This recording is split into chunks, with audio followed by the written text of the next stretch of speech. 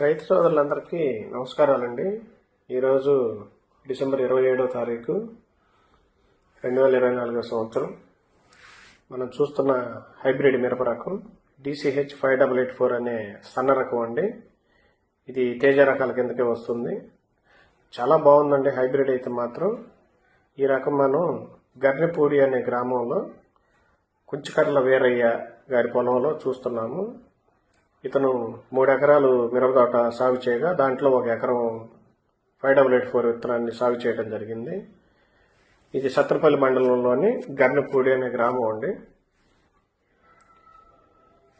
ముఖ్యంగా ఈ యొక్క రకం యొక్క ప్రధానమైన గుణం చిక్కటి కాపు.